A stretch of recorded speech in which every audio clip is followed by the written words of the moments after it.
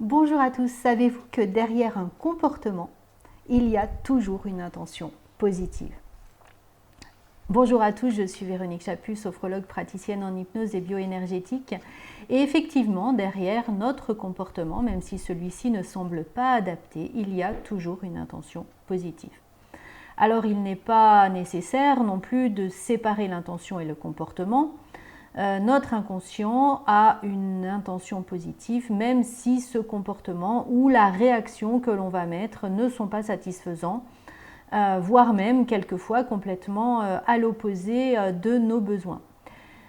Si un comportement n'est pas satisfaisant et que l'on cherche à changer ce comportement, il est donc nécessaire de trouver l'intention positive qui est cachée derrière pour pouvoir essayer en tout cas de mieux comprendre qu'est-ce qui nous amène à avoir ce comportement et comment on pourrait valoriser notre intention positive tout en ayant un comportement qui pourrait être différent, c'est-à-dire choisir un autre chemin pour aller vers notre intention positive.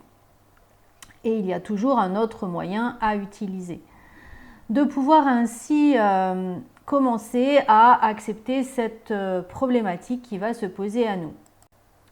Bien entendu, quand on sait que derrière un comportement il y a une intention positive, ça veut dire aussi que on fait bien la différence entre l'identité de la personne, qui elle est, et son comportement, puisque le comportement ne représente pas la valeur de la personne, c'est complètement inhérent à ça. C'est pour ça que même si on a un comportement qui n'est pas toujours adapté, par exemple, les sentiments que l'on peut mettre avec une personne, ils vont rester notamment par exemple avec des parents et des ados qui font des bêtises. Et ben, le comportement ne fait pas de l'ado une mauvaise personne, mais va juste montrer à un moment donné qu'il se passe quelque chose, que l'intention positive en tout cas qu'il émet, ne correspond pas au chemin qu'il a pris pour pouvoir réussir à mettre cette chose en place.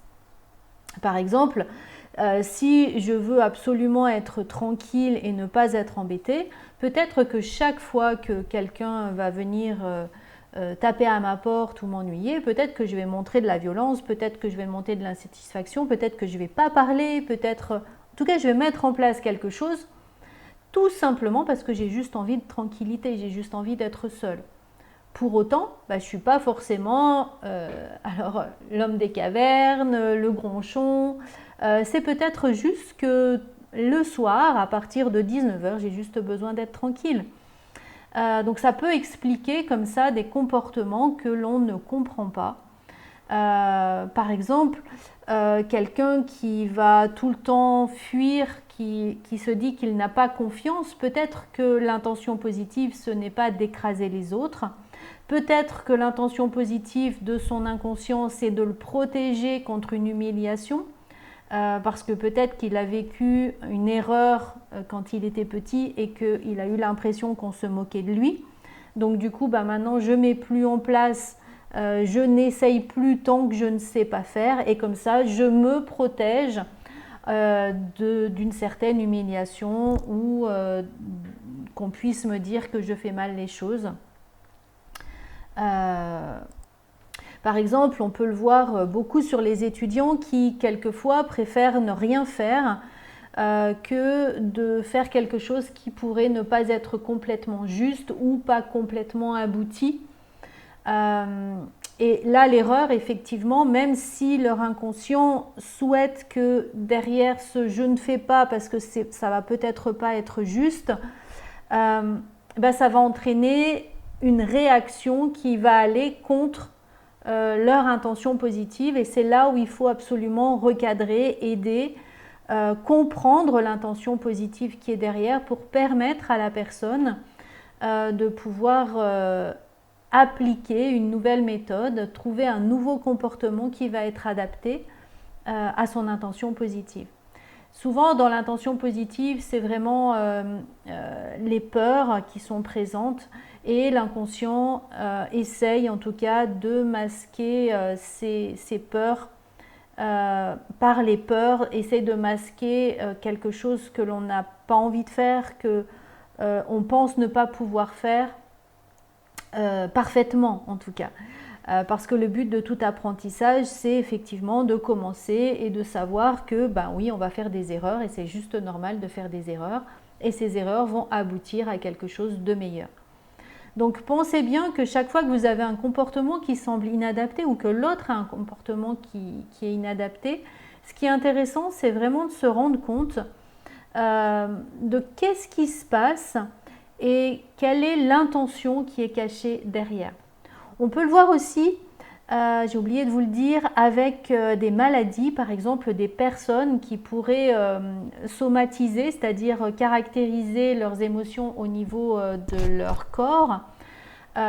Ces personnes vont montrer une maladie, par exemple, je suis malade le jour d'un examen.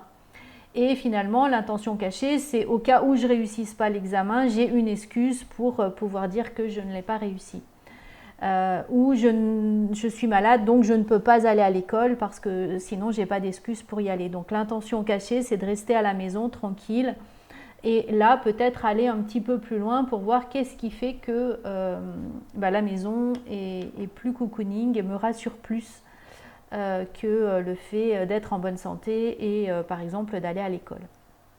Donc pensez bien que derrière un comportement, il y a une intention, que notre inconscient est là vraiment pour nous protéger, pour nous aider, qu'il n'y a pas un petit diable à l'intérieur qui fait l'inverse de ce que l'on voudrait, mais au contraire, notre inconscient est vraiment là pour pouvoir nous aider dans ce que l'on souhaite au fond, mais qu'on n'arrive pas à exprimer le plus souvent de façon consciente. J'espère que ces quelques vidéos, en tout cas, vous aideront à mieux comprendre cette intention cachée et en tout cas à avoir envie d'aller la découvrir. N'hésitez pas non plus à vous abonner à la chaîne. Ça permet de pouvoir être mieux référencé, d'être vu, de la liker et de la partager pour qu'un plus grand nombre puisse en profiter. Merci à vous et je vous souhaite une belle journée.